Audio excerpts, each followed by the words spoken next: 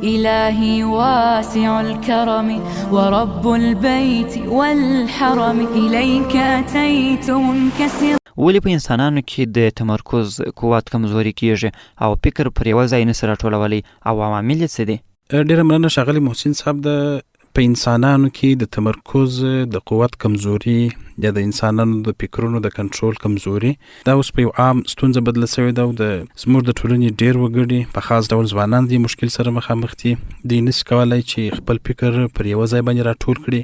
دا چې ولې دغه ستونزه رامنځته کېږي یا دغه زموږ د فکرو کنټرول زموږ د لاس څخه وتلی دی یا موږ نشو کولی چې خپل فکر پر یو موضوع باندې متمرکز وساتو. نو د دې ځینې عوامل شته چې د هغه څخه به په لنډو کې یادونه وکړو. اول د خوب کمښت. ډېرو څېړنو ښودلې ده چې د خوب کمښت د تمرکز، د انسان د حافظې او د تصمیم نیولو وړتیا کمزوري کوي. مثلا هغه مور چې ټوله شپه د ماشوم تر څنګ ویښه پاتې سوي، سبا دماغ ډېر ستړی وي او تمرکز نشي کولی.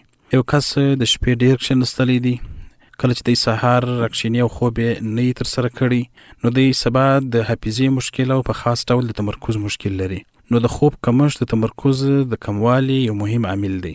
بل ذهني فشارونه.